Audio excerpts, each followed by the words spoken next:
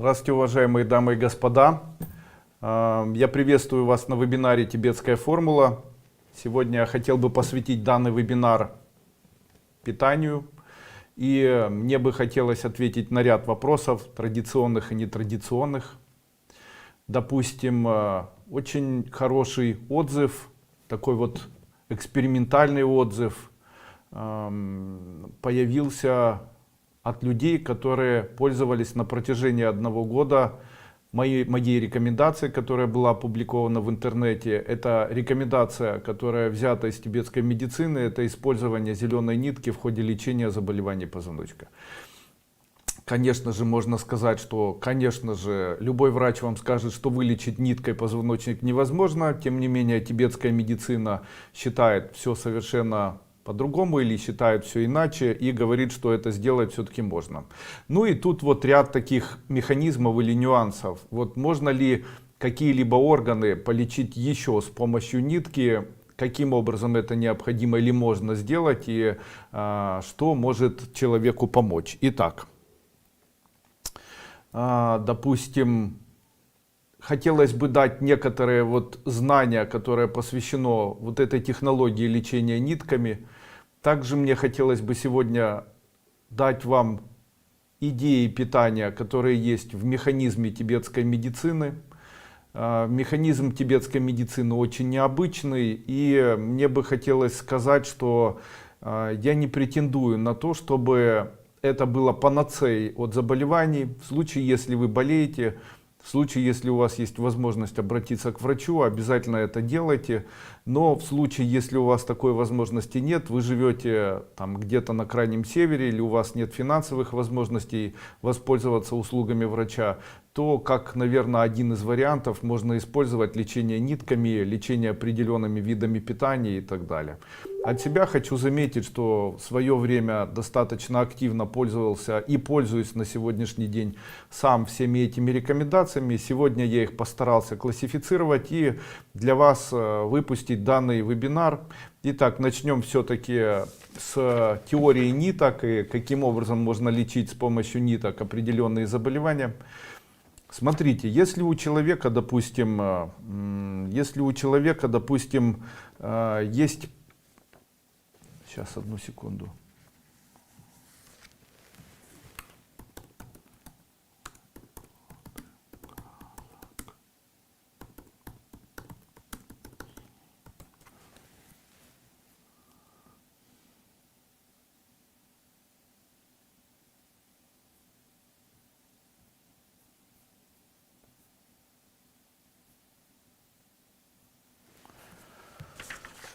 Если у человека есть определенные заболевания, сегодня я о них буду говорить, то какими ниточками можно полечить, как лечат ниточками, это обвязывают ниточки вокруг больного органа. Помните, я говорил, что в случае, если у человека есть заболевание, допустим, заболевание позвоночника, то достаточно обвязать вокруг живота зеленой нитью и носить эту зеленую нить какое-то время, чтобы заболевания позвоночника исчезли.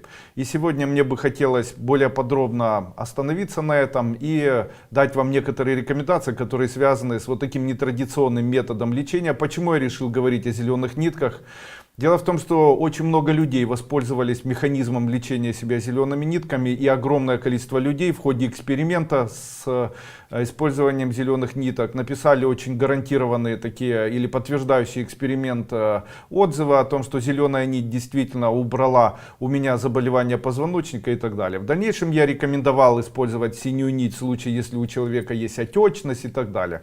Так вот, существует целый принцип. Это принцип лечения человека с помощью нитей. Сегодня я остановлюсь на этом принципе более подробно. Также расскажу, какому органу соответствует какой вид питания, что необходимо принимать или какие необходимо принимать, по моему мнению, продукты питания. И в случае, если человек болеет чем-либо, какие продукты питания ему необходимо категорически убирать, когда полезен голод, ну и так далее. Ну что, давайте попробуем начать. Итак, вы помните о том, что я когда-то говорил, о том, что зеленая нить может помочь человеку избавиться от заболеваний позвоночника. Но В случае, если у человека есть проблемы, которые связаны с недостатком мозговой деятельности, то есть в случае, если у человека есть непроходимость нервной системы, такие заболевания, как, допустим, Альцгеймера, Паркинсона, в этом случае необходимо носить зеленую нитку. Также зеленая нитка поможет вам вылечить глаза, поможет вам вылечить позвоночник,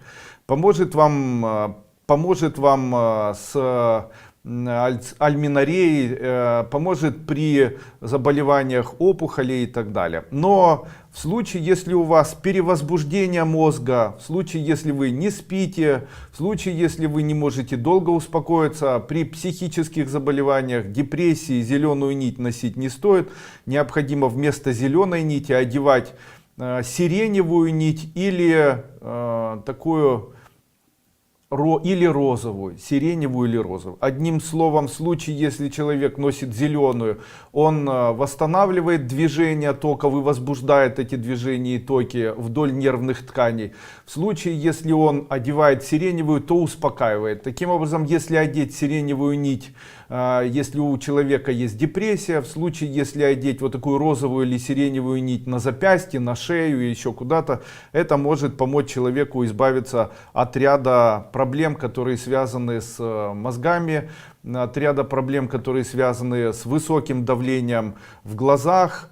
Смотрите, в случае, если у вас высокое давление или макулодистрофия, то вам необходимо носить розовую или сиреневую ниточку. В случае, если у вас катаракта, то можно одевать зеленую. Можно ли одевать одновременно и зеленую и розовую? Можно одевать и зеленую и розовую. Таким образом, человеку зеленая нить будет помогать избавиться от заболеваний позвоночника, в то время как розовая нить будет помогать восстанавливать кровообращение в мозге, будет помогать восстанавливать зрение, улучшит состояние слуха, улучшит состояние запоминания, исчезнет тремор и так далее. Надеюсь, вам это интересно. Далее. Я считаю, что человек может одевать белую нить на себя в случае, если у человека есть такие проблемы. Проблемы щитовидной железы, проблемы сердца, проблемы гомеостаза или гомеопоэза, то есть высокое или низкое железо в крови. В случае, если у человека есть проблемы сосудов. Таким образом, в случае, если человек будет одевать белую ниточку, ему будет становиться лучше. Также я хочу вам сказать, в случае, если у человека гипофункция, необходимо носить белую ниточку или желтую ниточку. В случае, если у него гиперфункция, необходимо одевать черную нитку. Таким образом, если у человека есть заболевание гипертония, такому человеку хорошо носить при заболевании гипертония, такому человеку хорошо носить белые ниточки на себе. При сердечной недостаточности хорошо носить черную ниточку. Также можно носить и при ишемическом заболевании сердца и гипертонии, можно носить связанную между собой и желтую ниточку, и черную в виде косички. Таким образом, для лечения щитовидной железы желтая и белая ниточка, для лечения суставов, для лечения сосудов, для лечения сердца, для лечения крови необходимо одевать белую ниточку. Дальше поджелудочная железа, желудок, гормоны, вернее селезенка и лимфатическая система. Необходимо носить зеленую салатовую ниточку. В случае, если у человека есть заболевание панкреатит, в случае, если у человека повышенная кислотность, в случае, если у человека увеличенная селезенка, в случае, если у человека есть лимфатические заболевания, увеличенные лимфатические узлы, в этих всех случаях необходимо носить светло-салатовую ниточку. В случае, если у человека сахарный диабет первого типа, в случае, если у человека желудок с низкой кислотностью, если у него пища не переваривается, в случае, если очень слабая иммунная система, то необходимо носить фиолетовую нитку. Дальше. В случае, если у человека есть заболевания надпочечников, заболевания почек, мочевого пузыря, заболевания половых органов, в случае недостаточности необходимо носить красную ниточку. Недостаточность гормонов надпочечников, появляющиеся заболевания почек, появляющиеся заболевания половых органов, появляющиеся заболевания суставов. В случае, если есть заболевания половых органов, суставов, надпочечников и почек, носите красную нитку. В случае, если есть у вас заболевания, там, допустим, очень увеличивается в объеме жидкость в ногах. В случае, если у вас увеличиваются вены, то необходимо носить синюю ниточку или голубую, связанную между собой с красной ниточкой. Далее. В случае, если у вас есть проблемы половых органов, печени, желчи, желчного пузыря, также вен и мышц, вам необходимо носить желтую ниточку. В случае, если у вас есть недостаточность в печени, в случае, если печень увеличена, есть жировой гепатоз, в случае, если у вас желчь не отделяется, в случае, если у вас там недостаточно работают хорошо мышцы, в случае, если есть мышечная ригидность, то неусвоение белка происходит, то вам необходимо одевать вместе с желтой ниткой темно-синюю. Также вся система, допустим, система половых органов, гормонов половых органов, печени, желчи, вен, мышц и желчного пузыря, это две ниточки, желто-синяя, связанная между собой в косичку. И последняя система, это система иммунитет, толстый кишечник, кожа, слизистые оболочки, легкие и гормоны иммунной системы. Здесь необходимо носить синюю или желтую ниточку, или желто-синюю ниточку между собой связанную. Таким образом, теперь вы знаете, какие использовать ниточки в ходе лечения заболеваний. Итак, мои рекомендации. В случае, если есть заболевание позвоночника и мозга, зеленая ниточка. В случае, если есть заболевание сердца и сосудов, белая ниточка. В случае, если есть заболевание поджелудочной железы, желудка, селезенки и лимфатической системы, фиолетовая ниточка. В случае, если есть заболевание почек, мочевого пузыря, надпочечников, костей и половых органов, красную ниточку. В случае, если есть проблемы половых органов, печени, желчного пузыря, вен, мышц и самой печени, желтую ниточку. В случае, если есть проблемы толстого кишечника, кожи, слизистых оболочек носа, легких, а также иммунитета, синюю ниточку. Ну вот где-то так. Далее. Плохо? Да. В заднем кармане.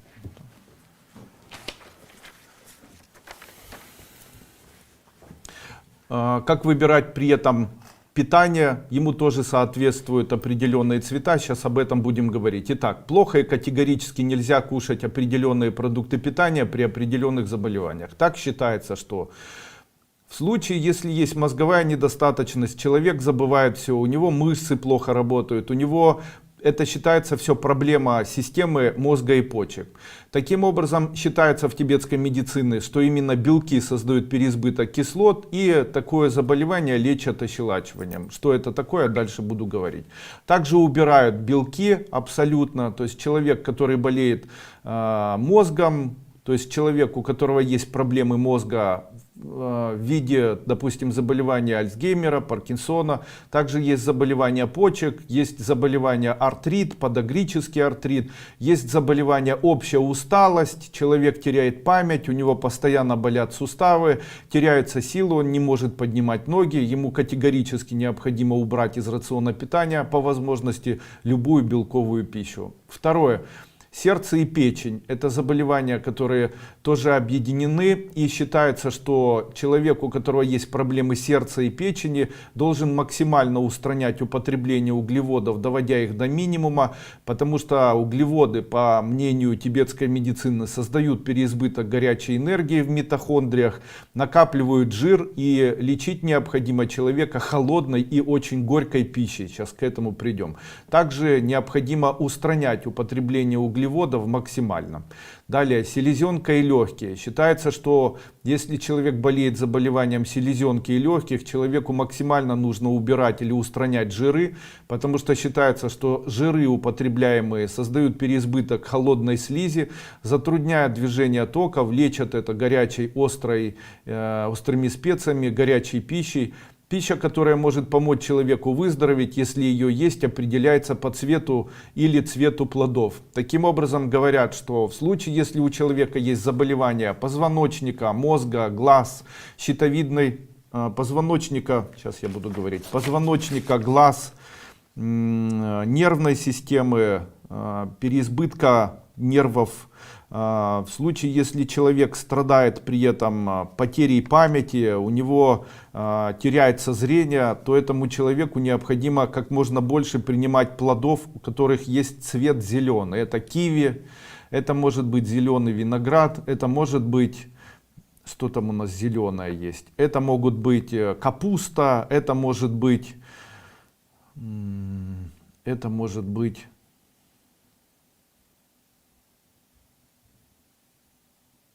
огурцы.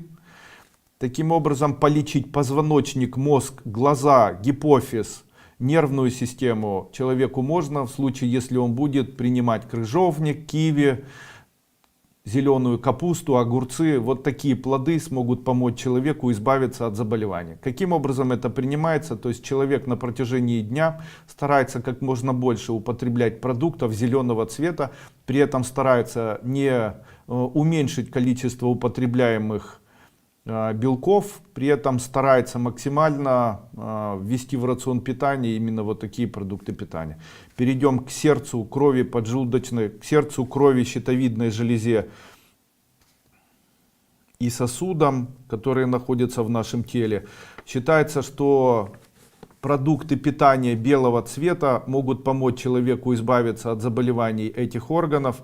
Продуктами белого цвета является рис белый, также творог, это может быть молочная продукция, молоко. Также считается, что человек, который попадает в эту систему, он должен максимально убрать углеводы из рациона питания и тотально следить за тем, чтобы их не употреблять. То есть любые сладкие продукты питания человек должен полностью убрать и их игнорировать хотя бы на протяжении 1 месяца. То есть в случае, если у человека есть проблема щитовидной железы, ему необходимо убрать углеводы. В случае, если у человека есть проблемы печени, человеку необходимо убирать углеводы, при этом даже не употреблять их даже в виде меда и не употреблять их в виде сладких фруктов, особенно винограда. Далее, также употреблять как можно больше продуктов, имеющих цвет белый. Далее, селезенка, надпочечники, желудок, поджелудочная система, лимфосистема. Все это лечится всеми продуктами питания фиолетового цвета. Сюда идут ягоды фиолетовые, это смородина, это может быть черника, это может быть баклажаны. То есть считается, что именно эти продукты питания человек и должен употреблять. Дальше почки, мочевой пузырь, суставы, кости, надпочечники, половые органы. Считается, что человек может кушать или стараться есть как можно больше продуктов красного цвета.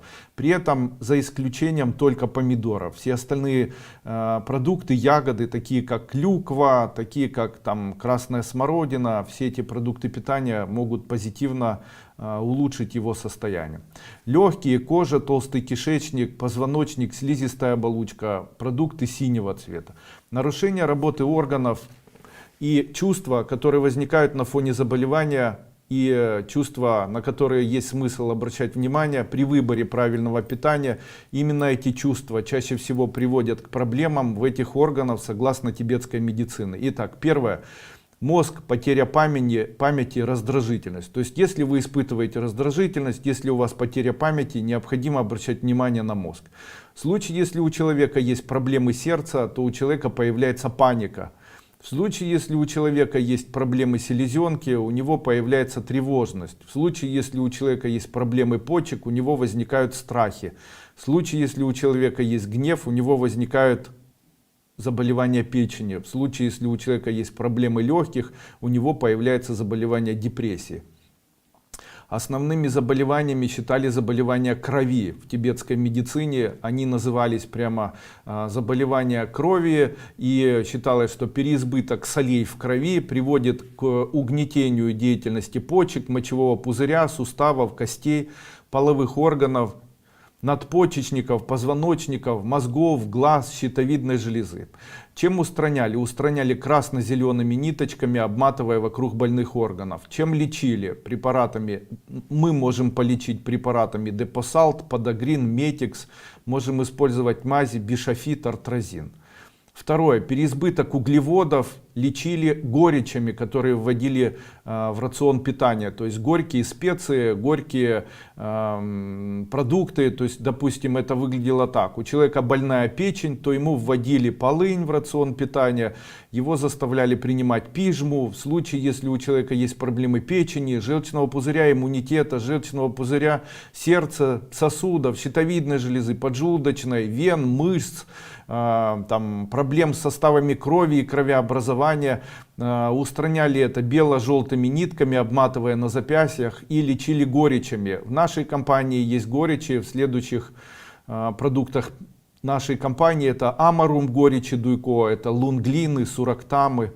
Дальше переизбыток жиров, который приводил к заболеваниям легких, лечился заболеваний легким, позвоночника, толстого кишечника, хрящей иммунитета, селезенки, желудка, поджелудочной железы, надпочечников и лимфосистемы. Устраняли фиолетово-синими нитками, лечили острыми вкусами, пекучими кислыми ягодами, кислотами, имбирем.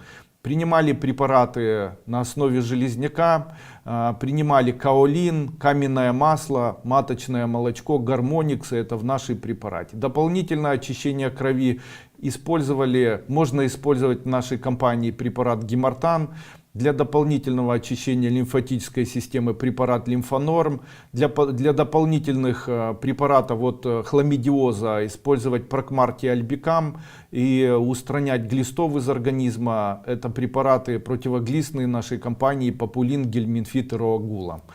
Очень часто люди спрашивают меня: Андрей Андреевич, дайте какую-нибудь очень простую рекомендацию. Андрей Андреевич, я очень страдаю заболеваниями, допустим, первое попавшееся, высокий холестерин.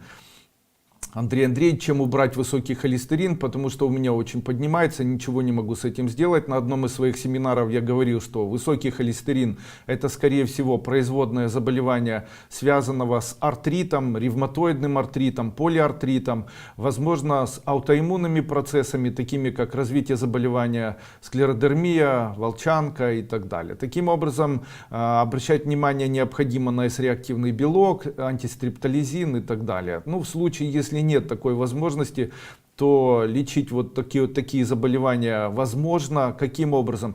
Я считаю, что прямо сейчас, летом, когда началось лето, мы можем убрать у себя высокий холестерин, можем убрать заболевания желчного пузыря, можем убрать заболевания сосудов, можем убрать заболевания сердца, щитовидной железы, гипертонического заболевания, крови, можем убрать заболевания поджелудочной железы. И это все у нас находится прямо возле нас, возле наших рук. Каким образом? Когда очень жарко, одевайте на себя кепочку или шапочку и выходите к можжевелу или к можжевеловому дереву какому-нибудь, и рядом с ним находясь, дышите глубоко вот этим воздухом. Такой воздух сможет помочь вам избавиться от заболеваний высокого холестерина. Это тотально проверено. Высокий холестерин убирается в случае, если человек дышит фитосапонинами, которые выделяет дерево можжевельник.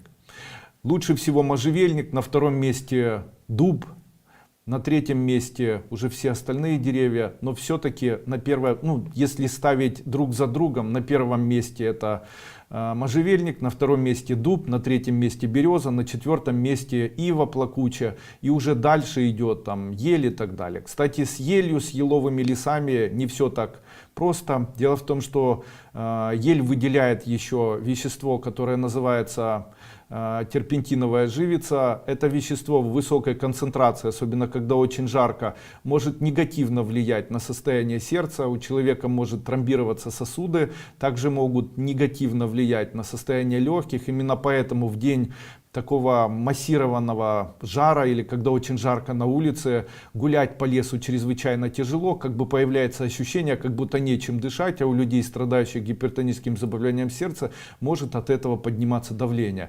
Чего никогда не произойдет в случае, если человек гуляет по можжевеловой роще или березовой роще или дубовой роще. В этих местах у человека не поднимается давление.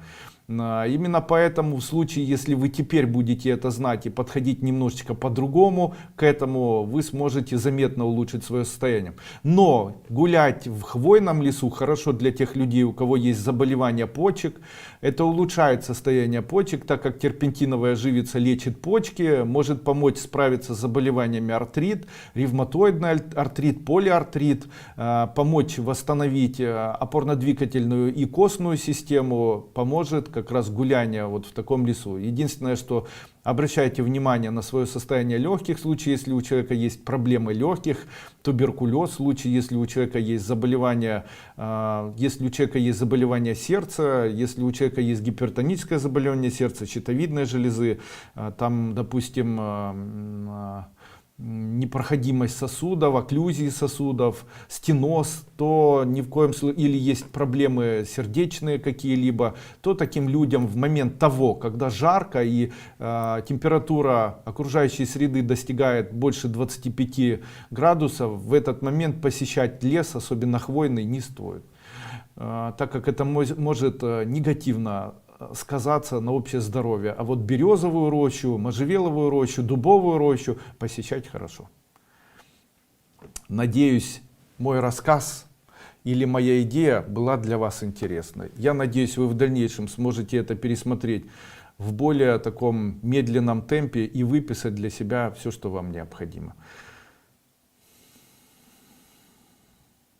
Итак, далее. Я написал такое сообщение, которое звучит так. Приглашаю вас на завтрашний вебинар по здоровью с ТФ. Свои вопросы вы можете задать по данным постам. С уважением, Андрей Андреевич Дуйко. И здесь я получил 114 комментариев. И дальше я посвящу свое время для того, чтобы ответить на максимально большое количество данных комментариев. Елена Мунтян.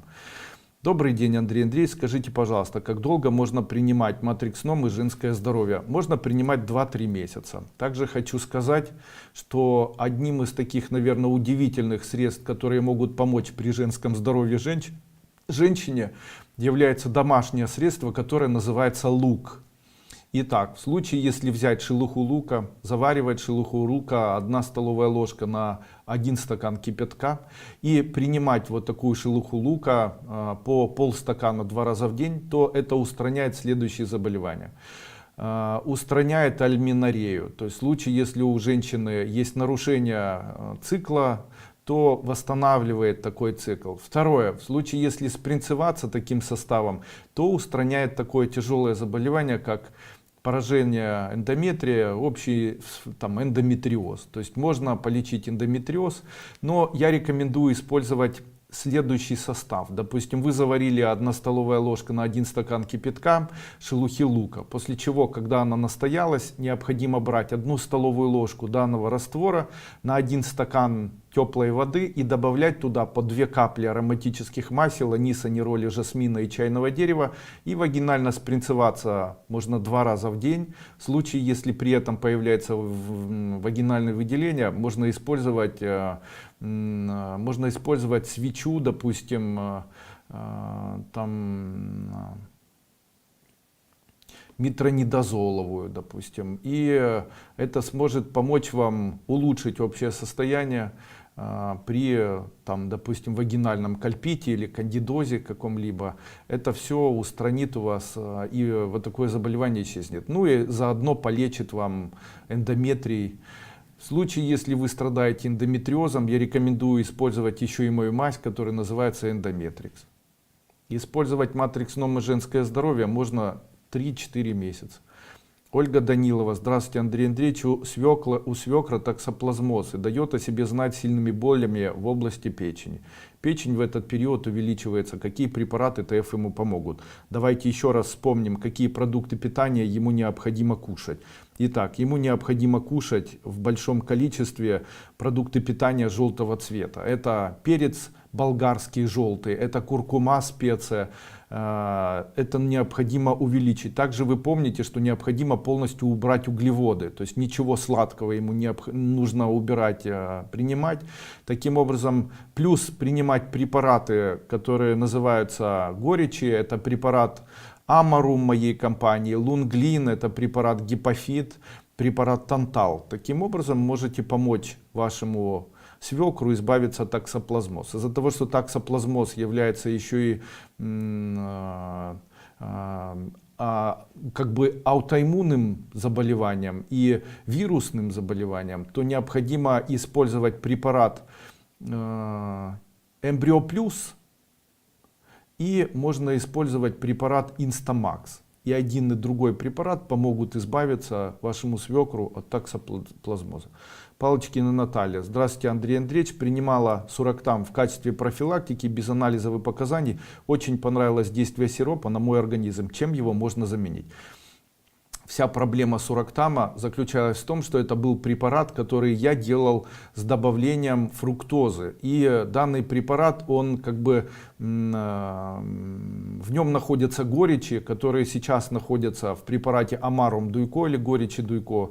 И сурактам это фактически Амарум Дуйко. Только в сурактам добавлены фруктоза, ксилит, сорбит, а в препарат Амарум ничего не добавлено, он водно-растворимый. Поэтому заменить препарат сурактам вам можно препаратом Амарум Дуйко. Еще раз хочу сказать, что в случае, если у человека есть проблемы вен, мышц, желчного пузыря, половых органов, печени, в случае, если у человека есть проблемы гипофункции щитовидной железы, сердца, есть заболевания сосудов, в этом случае человеку необходимо принимать продукты желтого цвета и белого цвета и стараться убрать углеводы и принимать горечи в обязательном порядке. Для таких людей обязательно кушать рис, для этих людей обязательно кушать болгарский перец, продукты желтого и белого цвета. Лилия. Здравствуйте, Андрей Андреевич. Учитель, подскажите, пожалуйста, какими из ваших препаратов можно подлечить поджелудочную железу? Панкреатит. Великолепный препарат при лечении панкреатита, который называется Панкрисорб. Препарат Панкрисорб может помочь поджелудочно излечиться. Также хочу сказать, что необходимо принимать совместно с препаратом здоровый желудок, Спленлав и Лимфонорм. Здоровый желудок, Спленлав и Лимфонорм. Все эти три препарата смогут вам заметно улучшить состояние поджелудочной железы. Ната. Андрей Андреевич, грыжа поясничного отдела. Возможно ли избавиться, вылечить адские боли, так как блокады часто делать нельзя? Стоит ли делать операции? Гарантии нет. Я рекомендую использовать мой препарат, который называется Вертебрализ мазь, смазывая на протяжении дня, активно натирая позвоночник. Очень хорошо, по моему мнению, использовать вот такой метод. Он не традиционный, но, по моему мнению, очень эффективный. Необходимо взять и выбрать, необходимо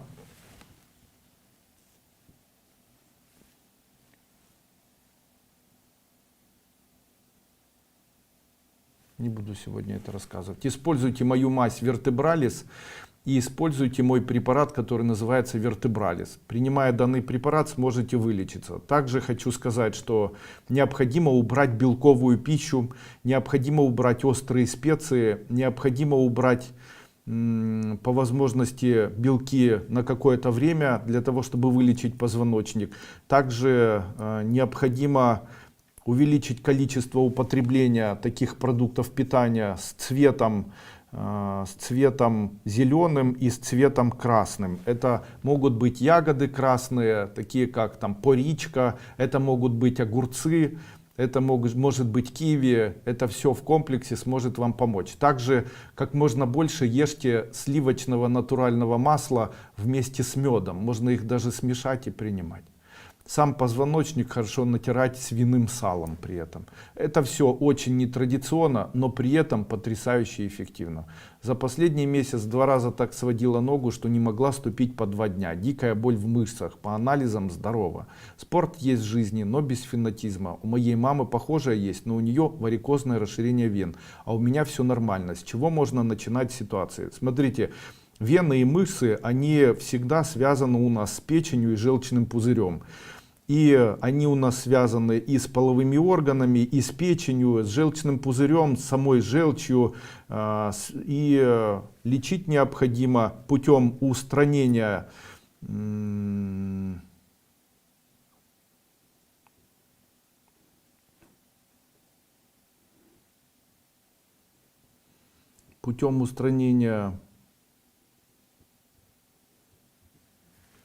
сейчас скажу.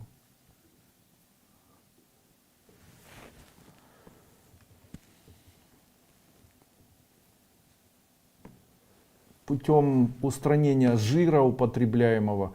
Также употреблять необходимо холодную пищу, горькую нельзя есть, нельзя пить горячительные напитки, а также увеличивать употребление горечи. Таким образом уберете боль в мышцах, если начнете принимать амарум дуйко, начнете принимать препарат лунглин, также начнете принимать препарат, можно попринимать гваргин или даже диторекс.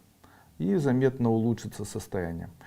Добрый день, Андрей Андреевич. Поставили диагноз гемангиомы поверхностной части печени, воспалительный процесс, который привел к аллергии на коже, а также загиб желчного верхней части, в позвоночнике нарушения в сосудах, неправильно работает какой-то клапан распределения крови, создает высокое давление. Можете дать осложнение на сосуды ног. Назначьте, пожалуйста, препарат ЭТФ. Вот смотрите, что говорит тибетская медицина о смешанных заболеваниях. Говорится о том, что в случае, если человек болеет всеми одновременно заболеваниями, то какие продукты питания этому человеку можно есть, а какие нельзя есть. Считается, что человек, который болеет большим количеством заболеваний, должен 2 раза в неделю обязательно, если он болеет заболеваниями разных типов, это говорит о том, в какие дни он должен голодать. Смотрите, считается, что мозг это понедельник, вторник это сердце, среда это селезенка, четверг это почки, пятница это печень и суббота это легкие. Итак, мозг это понедельник, вторник сердце, среда это селезенка, почки это, сейчас я для себя напишу, понедельник.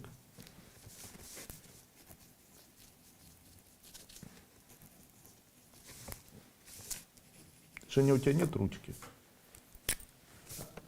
Уже понедельник.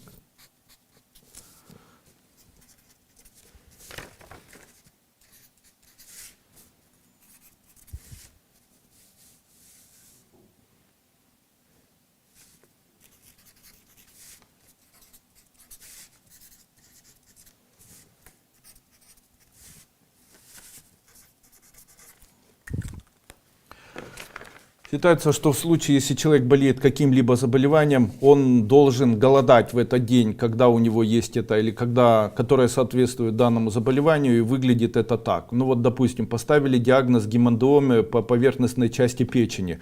Печень соответствует пятнице. Вот в пятницу вы должны голодать.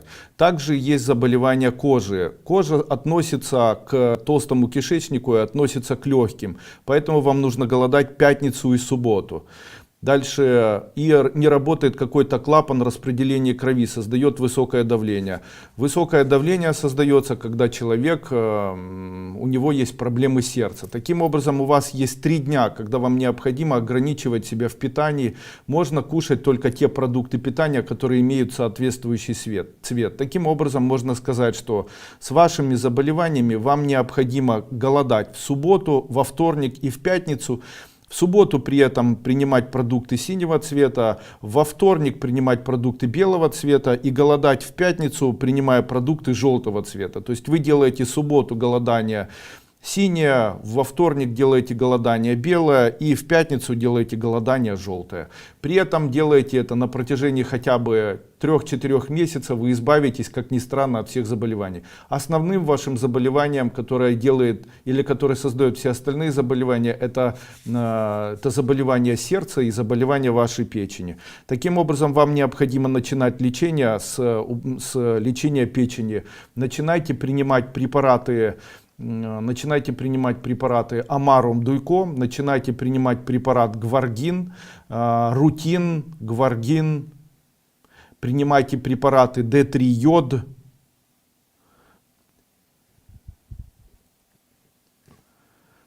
принимайте препараты D3-йод. Также обратите внимание на гормоны, потому что, скорее всего, это вызывается и прежде всего возбуждается в вашем, наверное, случае половыми гормонами. То есть это недостаточность половых гормонов, скорее всего, это недостаточность, может, эстрадиола, прогестерона там, или высокий переизбыток пролактина там, и так далее.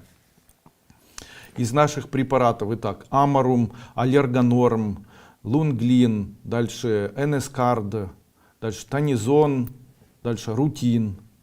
По одной таблетке 3 раза в день. Матросова Елена. Очень болит кисть руки в области большого пальца при сгибании.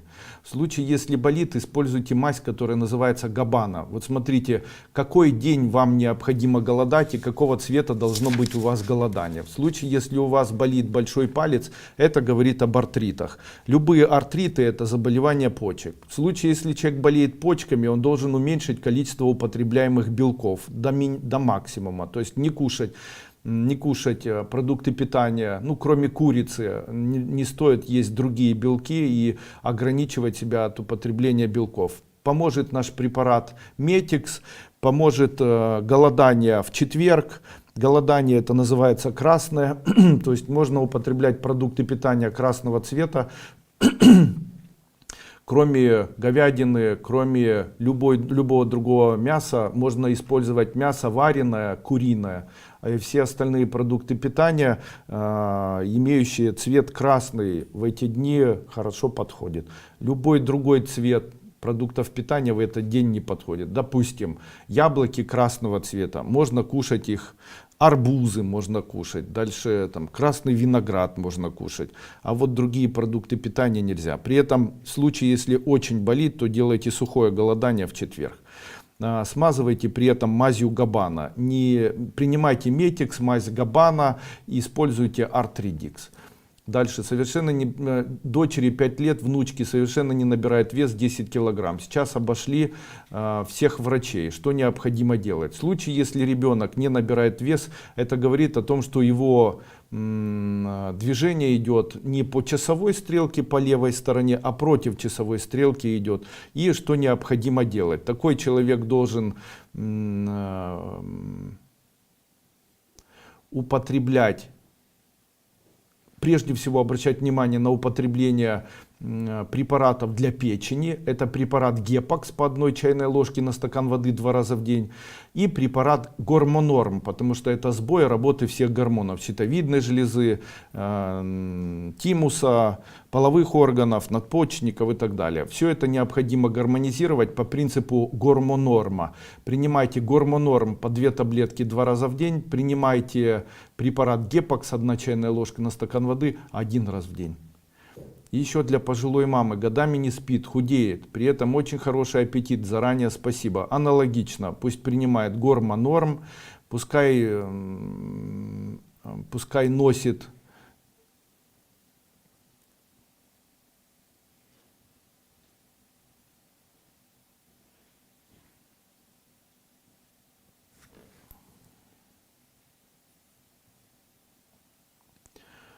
носит веревочку красного цвета на себе. Пусть каждый день употребляет перед сном намазанный на хлеб сливочное масло с медом. Таким образом улучшит свое состояние. Пусть принимает мои капли Дремин, пусть принимает препарат Гормонорм и пусть принимает Паставит. Люба Рижицька. Здравствуйте, у меня постоянно сдуває кишечник. Заказала янтарь. Що ще порадити, може, з народных методов? Женя, у нас нет здесь вот этого порошка из семян льна? Нет. У нас есть... А мы выложили на сайте или пока нет? А, еще не успели. У нас выйдет буквально там в ближайшие дни, сегодня, завтра, послезавтра, выйдет питание такое, которое будет продаваться в металлической банке и будет написано семена льна в порошке или шрот семян льна. Он витаминизированный. Я рекомендую всем людям, у которых есть проблемы поджелудочной железы, метеоризма, всем людям, у которых есть проблемы низкой кислотности, высокой кислотности, гастроэнтерологические заболевания, гастроэнтериальный рефлюкс и так далее. Я рекомендую всем таким людям использовать семена льна, которые предварительно измельчены в порошок, и заваривать их следующим образом. 1 столовая ложка на стакан воды или 1 чайная ложка на стакан кипятка. После того, когда остывает, принимать утром и вечером вот такой вот побелевший кисель по 1 стакану 2 раза в день. Это уберет вздутие кишечника. В случае, если тибетская медицина говорит, что если у человека есть вздутие кишечника, то человек должен полностью убрать из рациона питания углеводы. Вот и все. Убирайте углеводы. Также считается, что в случае, если у человека есть поджелудочная железа, есть проблема поджелудочной железы, то человек должен голодать во вторник. И в случае, если есть проблемы поджелудочной железы, он должен увеличивать употребление белой пищи. Также есть наши препараты, называется Метеофан, Панкрисорб. Очень рекомендую. Это уберет вздутие кишечника. Скоро у нас выйдет новый препарат. Это препарат, который называется каменное масло. Выглядит он в виде вот таких желтых кислых таблеток. Каменное масло. Великолепный препарат, как онкопротектор, зарекомендовал себя. Я считаю, что данный препарат полностью устраняет любое вздутие кишечника, убирает все проблемы, которые связаны с желудочно-кишечным трактом, очень улучшает настроение, препятствует появлению гипертонического заболевания сердца. Будет называться каменное масло, сделано из каменного масла, которое мы привозим из Киргизстана.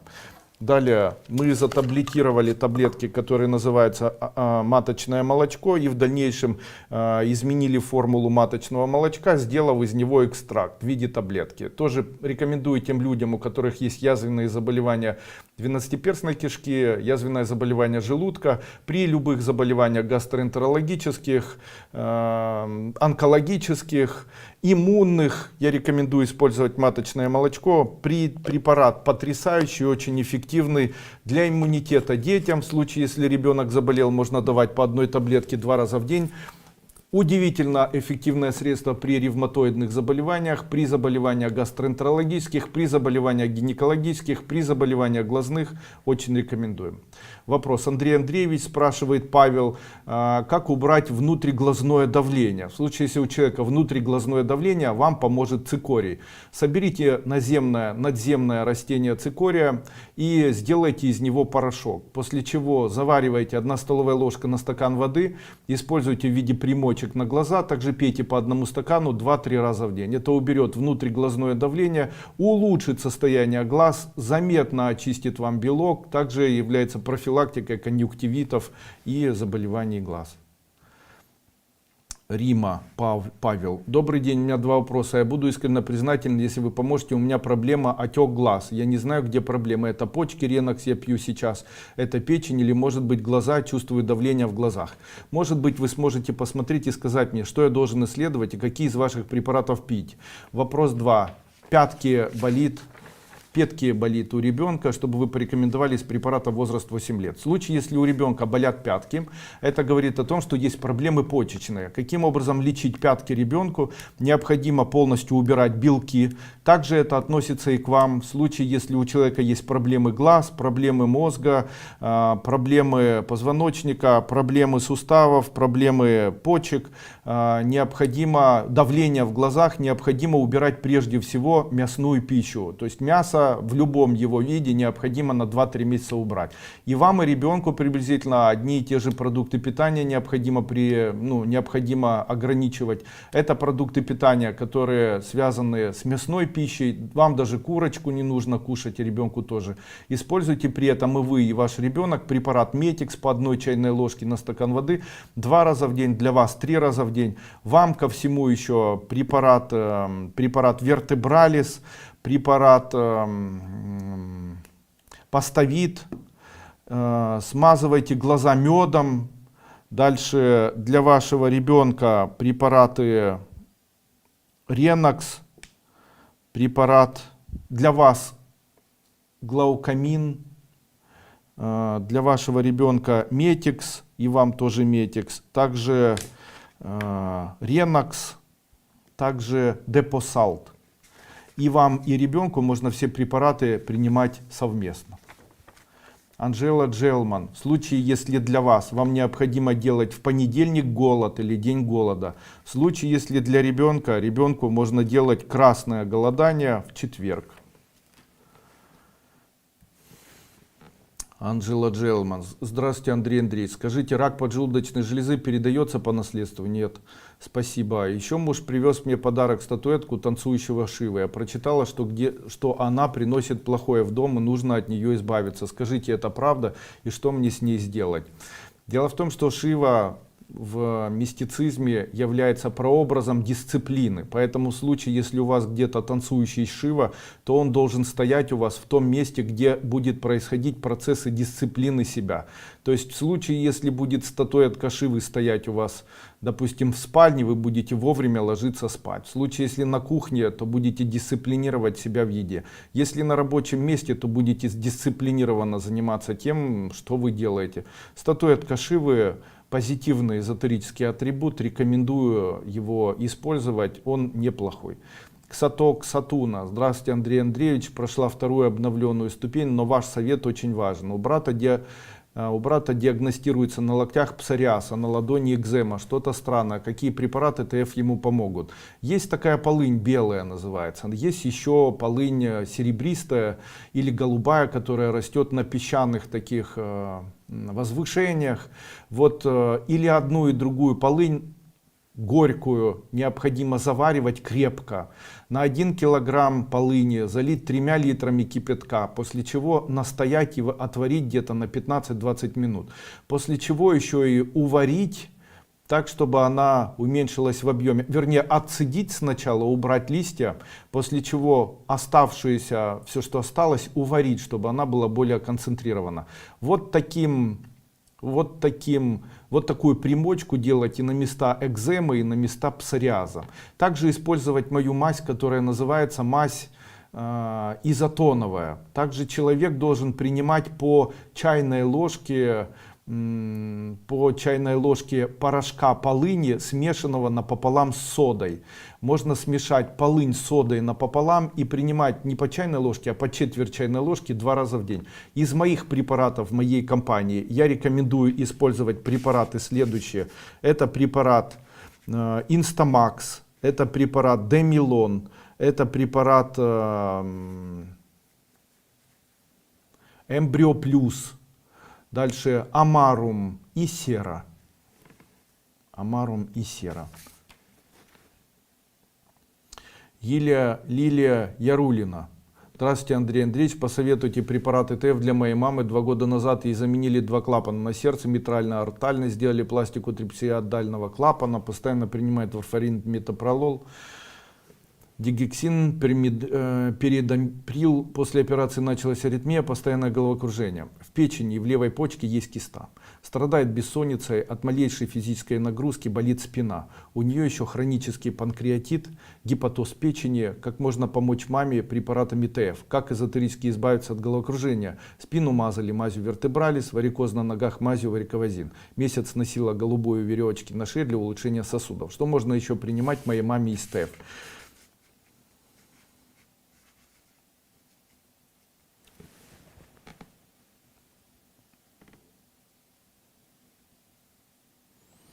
То, что у нее голова кружится, говорит о том, что у нее происходит недостаток, скорее всего, чтобы вы понимали, йода и витамина D3. Поэтому очень рекомендую пролечить препаратом йод D3. В нашей компании продается. Принимать по 2 таблетки прямо 3 раза в день. Также принимать препарат Мнемонорм и кушать как можно больше белков, это для нее важно. Также принимать Амарум горький по чайной ложке 2-3 раза в день и препарат Энескард тоже по 2 таблетки 3 раза в день. Максимально убрать углеводы, то есть не кушать ничего сладкого категорически. Все эти проблемы, которые у мамы вашей возникли, они возникли от переизбытка употребления углеводов. Углеводы не ешьте вообще ни в каком виде, ни в картофеле, ни в вермишеле, не ешьте хлеба, не употребляйте продуктов, там сладкие какие-либо продукты, даже не ешьте яблок, фруктов там каких-либо и так далее.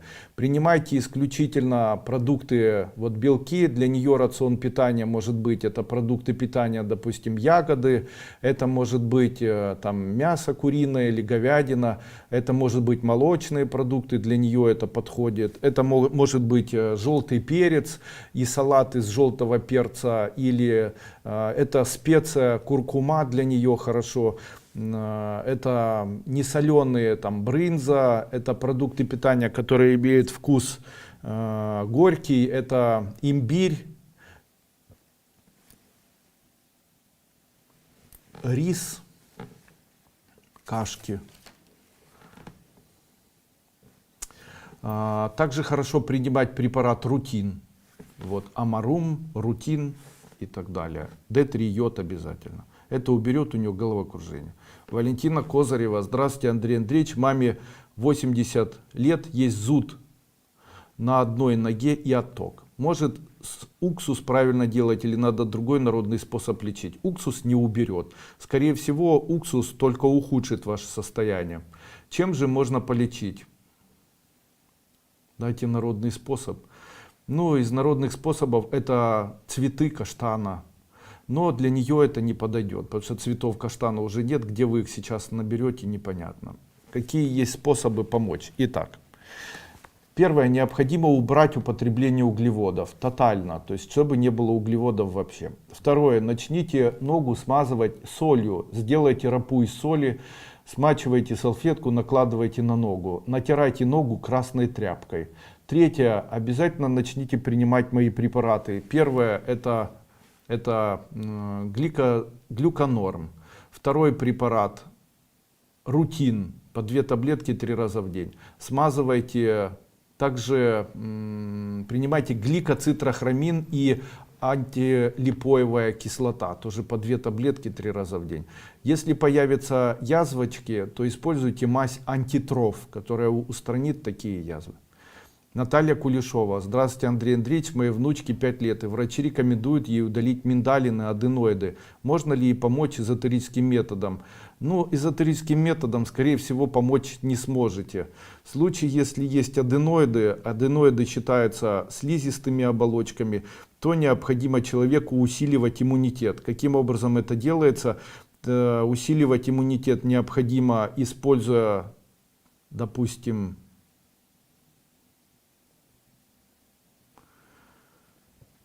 там сейчас черника будет, вот много черники есть, черной смородины. Также необходимо обращать внимание на толстый кишечник, восстанавливать работу толстого кишечника. Каким образом это делается? Принимать необходимо препараты Прокшалан, Эмбрио Плюс, делать ингаляции с моим спреем, который называется эмбриональный или эмбрионазин. Далее возьмите укроп.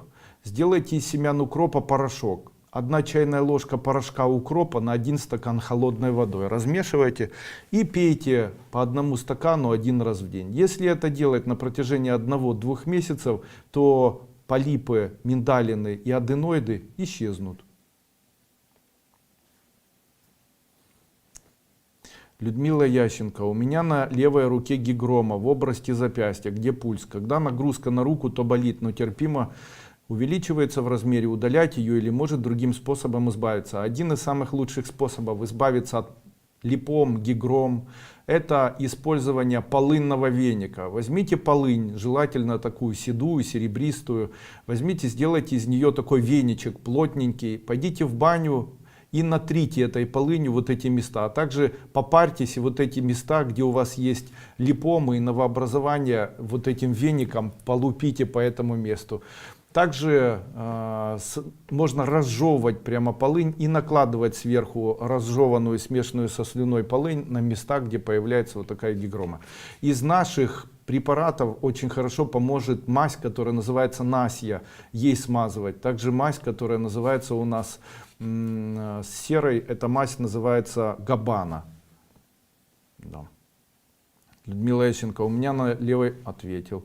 Татьяна Бондаренко, попсуй. Здравствуйте, как хорошо, что вы снова в прямом эфире. У меня вопрос. Поставили диагноз дисплазия сложной шейкоматки. Можно лечить вашими препаратами или соглашаться на операцию? Можно попробовать полечить моими препаратами. Я сегодня рассказывал, лечить необходимо как эндометриоз.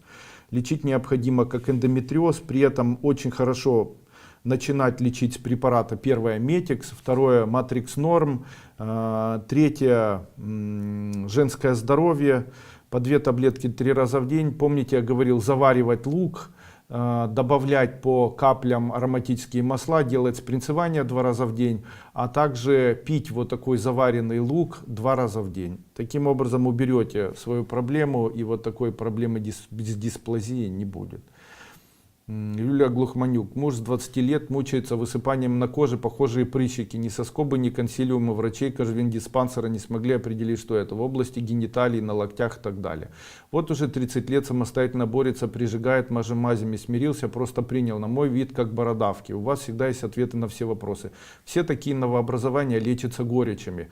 Берутся горечи полынные, делаются полынные ванны, после чего обязательно делается полынный раствор, намазывается этим полынным раствором эти места, смазываются моей мазью, которая называется изотоновая мазь, или изотоновым бальзамом, прям натираются такие места. От чего это появляется? 2 вещи. Первое, появляется из-за того, что очень большое количество углеводов, и второе, процессы брожения, связанные с хроническим панкреатитом. Необходимо убрать продукты питания, которые могут бродить. То есть, чтобы человек не съел, если он добавляет глюкозу, все начинает бродить.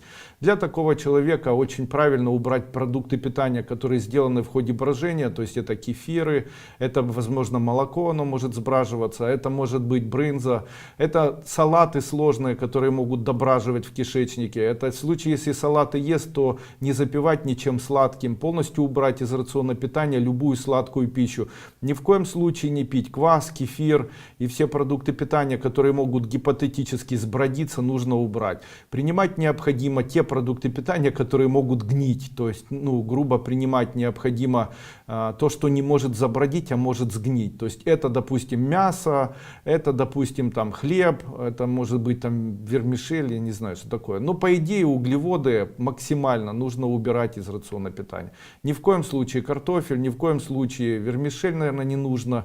Можно кушать там кашу, допустим, плов, там мясо, кушать зеленые огурцы, так чтобы они шли отдельно. Можно принимать там сливочное масло, увеличивать количество употребления соленой пищи, можно красную икру, можно сливочное масло с хлебом, с черным хлебом, не пшеничным. Ну вот где-то так. Тотально убирать углеводы, следить за тем, чтобы не было продуктов питания, которые бродят. Таким образом это все исчезнет. Смазывать. Можно попробовать принимать полынь с содой напополам смешанные по четверть чайной ложки 2 раза в день из моих препаратов моей компании мази изотон, а также препарат серы по чайной ложке или даже по столовой ложке 2 или даже 3 раза в день. Ольга Данилова, у дочери 9 лет, на спине родинка, а вокруг белое пятно. Что это может быть? Какие препараты ТФ порекомендуете? Это у нее диспигментация происходит. А почему она у нее такого вида? Потому что она ее, скорее всего, содрала. В этом ничего страшного нет. Что необходимо сделать? Необходимо тоже принимать препараты, которые связаны с печенью. Это препараты, первое, Гепакс, 1 чайная ложка на стакан воды, желательно 2 раза в день. Убрать по возможности препаратами, убрать по возможности сладкую пищу, максимально убирать сладкую пищу. Дальше увеличить употребление белков. Дальше применять препарат Амарум, принимать препарат Лунглин, принимать препарат Гепофит. Это и балодерма. Это все уберет. Можно смазывать мазью изотоновой. Ксатуна. Здравствуйте, дочери 14 лет. Диагноз миопия или дистрофия сетчатки. Не могу определить диагноз. Купила препараты от дистрофии. Сейчас поменяли диагноз. Какие препараты купить? Принимайте препараты следующие. Принимайте препарат Поставит Сирантал, Мнемонорм. Делайте однодневное голодание в понедельник. Также принимайте препараты Эмбрио Плюс. Гормонорм, Демилон. Все принимайте по 2 таблетки и устраните данную проблему. По 1 таблетке 2 раза в день устраните. Какой у нее диагноз? Это все диагноз дистрофия сетчатки. Есть такое. Миопия, дистрофия сетчатки. Это все идет на фоне. Почему это все возникает? Появляется сначала заболевание легких. Появляется оно на фоне заболеваний толстого кишечника, после чего вирусного заболевания, снижение иммунитета. Все это в дальнейшем начинает воздействовать на позвоночник, проникает в мозг, создает проблемы слабости глаз, создает проблемы, связанные с нервной системой, плюс переизбыток стрессовых ситуаций, плюс она обучается и так далее. Поэтому и необходимо лечить следующим образом. Принимать гормонорм, принимать препарат для толстого кишечника Эмбрио Плюс, принимать препарат иммунный, это иммунный для легких, это Демилон, успокаивать нервную деятельность препаратом Поставит и Сирантал. Можно еще принимать для позвоночника препарат Вертебралис, потому что следующей ее проблемой после 14 лет будет, скорее всего, проблема позвоночника. Надежда Самарская. Здравствуйте, Андрей Андреевич. Скажите, пожалуйста, как не набирать вес, а еще лучше скинуть после того, как бросил курить? Спасибо большое. Есть один из самых страшных продуктов питания для человека, который называется сахар. Напишите сахар, поставьте тире и напишите смерть, подчеркните 4 красными карандашами, напишите красной ручкой.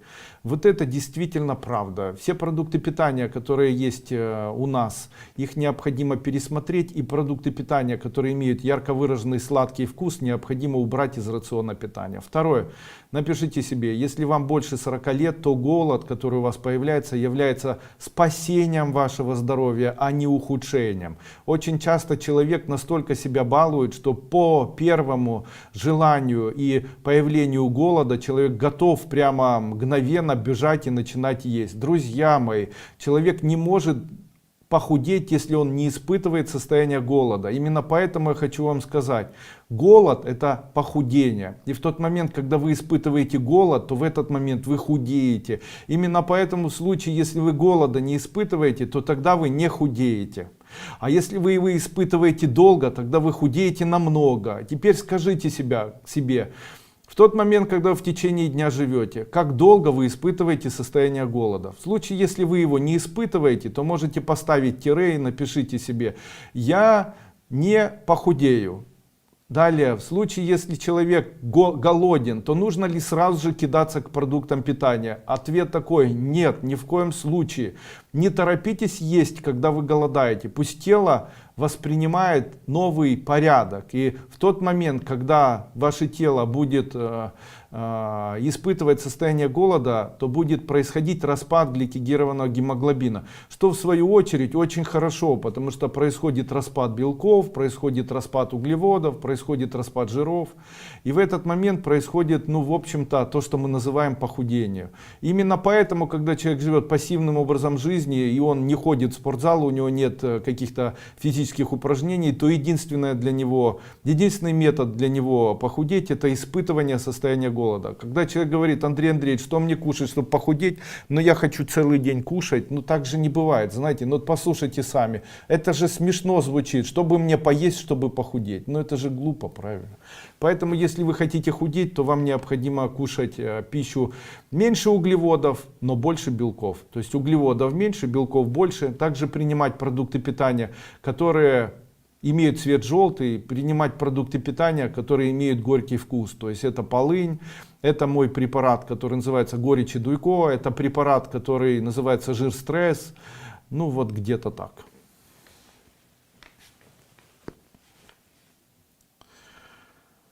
Юлия Миленька или Миленька. Вопрос по ребенку, малышке 2 года. Появляется после ношения в закрытой обуви прыщики на пальчиках, потом лопают. Результат — воспаленная кожа. Дерматолог поставит диагноз грибок, но его лечение не дало результатов. Чем помочь ребенку? Это у него сыпь, который называется у нее потничка. Она тоже лопается и образовывает вот такие вот штучки. Может помочь наш спрей, который называется спрей артраминовый. Возьмите артраминовый спрей, брызгайте ей на пальчики ног и уберете у нее вот эту потничку. Также для того, чтобы не было потнички, очень хорошо поможет такой немедицинский способ. Это обтирание подошвы и самих пальчиков ног свежей, не свежей, а смешанной в виде кашицы с водой мази, которая сделана из соли поваренной, но не крупной, а тоненькой, вот это экстра. Возьмите соль экстра, смешайте с водой и добавьте небольшое количество соды и смывайте ножки ребенку вот такой вот содой с солью 1-2 раза в день. Это уберет у нее появление потничек. Вообще, почему появляются потнички? А вы знаете, что это первые признаки недостаточности йод содержащих продуктов питания в рационе питания ребенка. Именно поэтому необходимо увеличить употребление витаминов D3 или D2, как сделать для себя витамины D2 в домашних условиях, как вообще найти витамин D3, D2 и D1 в домашних условиях. Первое. Возьмите сливочное масло, желательно натуральное, оно имеет огромное количество полезных свойств. Возьмите такое натуральное масло и выставьте его так, чтобы на него попадали прямые солнечные лучи. Пусть оно стоит на протяжении дня. Или возьмите настоящее коровье молоко и поставьте такой стакан под солнцем. На протяжении 1-2 часов под солнцем в таком молоке появляется самый настоящий витамин D3.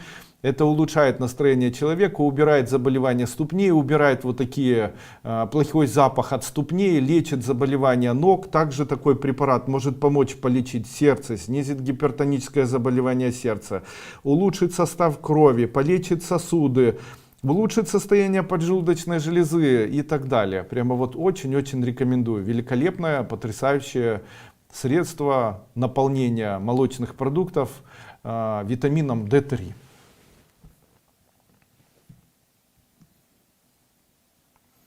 Марина Шведик. Здравствуйте, Андрей Андреевич. Мне 47 лет, несколько лет, как выявили миому матки. Бывают кровотечения. Врачи предлагают поставить гормональную спираль, так как таблетки не подошли. Развился тромбофлебит. Как побочное осложнение. Эту неделю опять кровит и начал болеть крестец. Подскажите, есть ли выход из моей ситуации? Какое лечение СТФ мне поможет ставить спираль? Уж очень мучают они меня, муж переживает, да и при практиках усиливается. Вот такие маточные кровотечения на фоне матки, на фоне миомы необходимо прямо 100% лечить путем убирания матки. Я говорю вам это серьезно, просматривая вас, могу сказать, смело идите на эту операцию, в этом ничего плохого нет, не разовьется у вас никакие там послеоперационные травматические состояния. Все это для вас наоборот улучшит ваше общее состояние. Вы похудеете, помолодеете, улучшите общее состояние, не будет развиваться у вас анемия, общее состояние здоровья улучшится, не будете болеть часто, настроение улучшится и так далее. Миома провоцирует появление климакса, она не засохнет, ничего не нужно с этим делать, удаляйте миому вместе с маткой и живите дальше счастливо. В случае, если вы категорически противник этого, у нас есть препарат Миомакс, можно попробовать его по 2 таблетки 4 раза в день. Также можно попробовать использовать, убрать полностью белки из рациона питания и увеличить употребление горечи. Принимать горечи по 1 столовой ложке 2 раза в день, и это устранит у вас вот такие проблемы матки. Возможно. Я хочу вам сказать, в вашем случае самым простым способом это все-таки не спираль, в вашем случае самым простым это все-таки удаление. По моему мнению, это самый гуманный и простой способ. Не стоит бояться, если у вас уже детей не будет, то тогда она там не нужна. Конечно, сейчас меня закидают шапками, тем не менее хочу сказать, что это вот очень разумно. Моя племянница удочерила 2 детей. Старший мальчик родился с ВИЧ. Вы ему можете посоветовать, кроме медикаментозного лечения, можете предложить ему. Пусть использует мой препарат, который называется Instamax, а также Embryo Plus. По 1 таблетке 3 раза в день, ну хотя бы год пусть попринимает. Ему 11 лет. Мама заботится о них так же, как даже не смогла бы родная. Девочке 9 лет, она психически больная, слышит голоса, как бес вселился, очень хочется помочь, также эзотерически. Используйте апсантин, препарат по 2 таблетки 3 раза в день. Используйте препарат Embryo Plus, также Кобальт. Давайте мой препарат Кобальт по столовой ложке 3 раза в день. И препарат Селен тоже давайте по столовой ложке 3 раза в день. Можно медицинский. Как помогать себе, чтобы меньше реагировать на смену погоды или с возрастом там кости ломят, головные боли. Уберите белки из рациона питания. на 1-2 месяца. И вот такие проблемы реакции на смену погоды исчезнут. Также попринимайте препарат Метикс по чайной ложке 3 раза в день, Ренокс, также Мнемонорм и Гваргин. Ольга Васильева, у меня миома большая, скажите, стоит пробовать убрать препарат МТФ или делать операцию? В вашем случае необходимо делать операцию. Здравствуйте, Андрей Андреевич, у сына дерматит на лице и шее, периодически появляюсь. Все обследования, анализы в пределах нормы. Где искать причину, подскажите, пожалуйста. Причина кроется в печени. Лечить необходимо препаратом Амарум, также препаратом Сера, смазывать изотоновым бальзамом, также принимать полыни с содой, как я говорил, по четверть чайной ложки 2 раза в день. И уберете данную проблему. Я надеюсь, сегодняшний вебинар вам понравился. Все вопросы вы можете задавать под моим видео, оставляя эти вопросы под данным видео. Обязательно подписывайтесь на мой канал. В случае, если вам ранее помогли зеленая нитка или какие-либо мои рекомендации, то оставьте под моим видео данные ваши успехи в виде рекомендаций для тех людей, кто будет в дальнейшем использовать такие рекомендации. Также хочу сказать вам, что я хочу прямо сегодня разыграть 10 призов. Эти 10 призов — это мои препараты, которые называются... Одна бутылочка будет у нас препарата Instamax. И вторая бутылочка будет у нас препарата, давайте так, препарата Instamax и препарата Embryo Plus. Итак, одна бутылочка, нет, сегодня очень много говорил о препарате Metix и о препарате Амарум. Давайте препарат Амарум горечи Дуйко и препарат Metix 10 победителям. Кто будет являться победителями? Обязательно необходимо оставить свой комментарий под моим видео, которое будет опубликовано через час в YouTube. Я выберу, также возьмите, скопируйте данное видео и разместите его на своей странице в Facebook, ВКонтакте, Одноклассниках или в любой социальной сети. Особо активных я обязательно выделю и в ходе жребия для особо активных людей разыграю приз и объявлю его на следующем вебинаре во вторник, который пройдет на следующей неделе. Награжу 10 победителей вот данными препаратами. Теперь каждый раз, каждый вторник я буду проводить вот такие розыгрыши. Также оставляйте свои комментарии под моими видео в YouTube. Также хочу вам сказать, что буду благодарен, если будете размещать свои успехи и свои комментарии на моем официальном сайте компании Тибетская формула aduiko.com под препаратами, которые вам помогли. Пусть это помогает всем остальным людям, которые будут прикасаться к традиционной медицине, которая считается нашей медициной нетрадиционной. Я считаю, что наша медицина традиционная, она считается для меня, это все-таки такая, наверное, научная медицина, и, наверное, традиционная, это все-таки медицина народная, в ходе которой используется лечение лекарственными растениями и так далее. Почему я это говорю? Обращаю внимание, вот когда езжу на машине, на большое количество растений лекарственных, которые растут рядом с дворами тех людей, которые живут. Недавно буквально общался с человеком, у него перед входом в его двор растет пустырник. Я ему говорю: у вас кто-нибудь болеет гипертоническим заболеванием сердца? Он говорит: у нас все болеют. Я говорю: вот смотри, у тебя пустырник, и вот этот пустырник, если его насушить и позаваривать по чайной ложке на стакан воды, может вылечить у тебя заболевание. И хожу у него по двору, а у него во дворе растут вот разные растения, и они в большинстве своем лекарственные. Я говорю: хочешь, я угадаю, чем вы болеете? Он говорит: да. Я говорю: вот дети болеют, скорее всего, респираторными легочными заболеваниями. Он говорит: да. И кто-то болеет аллергией, сын болеет аллергией, а еще у кого-то есть проблемы с женскими органами и вообще проблемы с половыми органами. Да, у меня простатита у моей жены. Вот. И я говорю: ты представляешь, эти все растения, которыми можно тебя полечить, они все растут в твоем саду. Ты просто их не знаешь и, скорее всего, просто высапываешь. Именно поэтому поэтому всегда я думаю о том, что Бог благословляет людей, помогая людям выздоравливать. В этом году весной было огромное количество чистотела, который вырос в огромном просто количестве.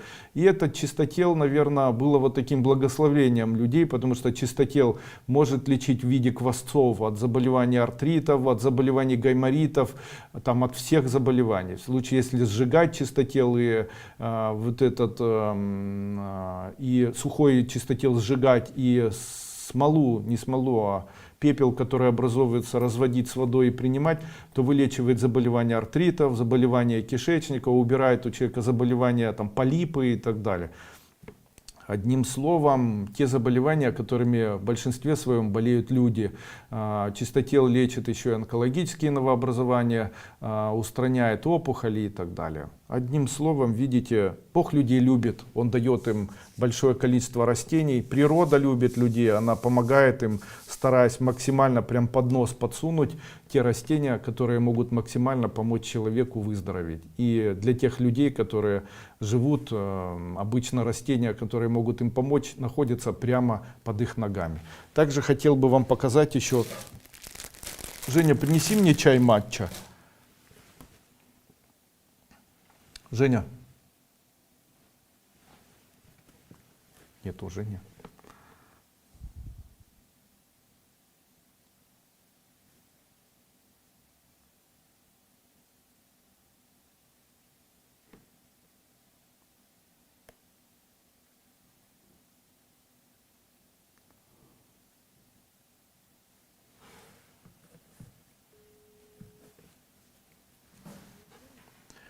Женя, дай мне чай матча. Чай матча, дай мне. Чай матча, дай мне. Матча.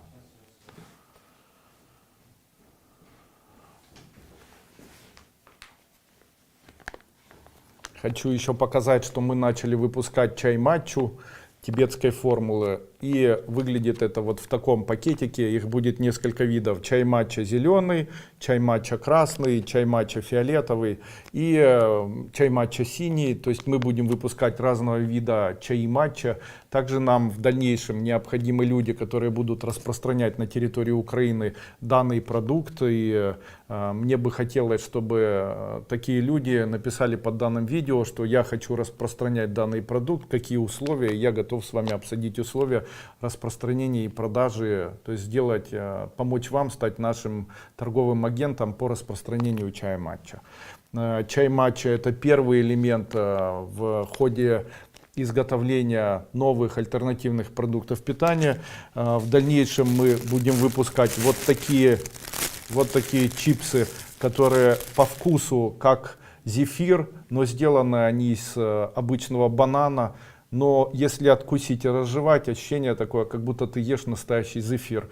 Это видоизмененные структурные бананы, которые очень полезны для тех, у кого есть проблемы, связанные с кишечником, проблемы, связанные с дефекацией, проблемы с запорами. Вот такие бананчики без крахмала, как я и называю, и углеводов, могут помочь человеку с высоким содержанием клетчатки, могут помочь человеку заметно улучшить свое состояние перистальтики кишечника, ну и как следствие улучшить состояние сердца, снизить холестерин, улучшить состояние сосудов.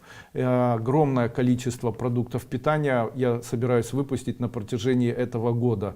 Это и специальные сбалансированные супы сухие, это специальные сбалансированные соки, которые будут продаваться в сухом виде, это чаи, которые можно заваривать, которые все абсолютно витаминизированные, с высоким содержанием аминокислот, с высоким содержанием минералов и витаминов. Одним словом, все для того, чтобы помочь человеку экологично жить, быть здоровым, быть веселым и чувствовать себя хорошо.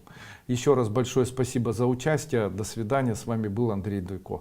Все вопросы, которые у вас возникают в дальнейшем, направляйте операторам на моем официальном сайте aduiko.com. Они ответят. В случае, если ответить они не смогут, вы можете все равно обратиться к ним. Они свяжутся со мной, и я помогу подобрать для вас правильный курс вашего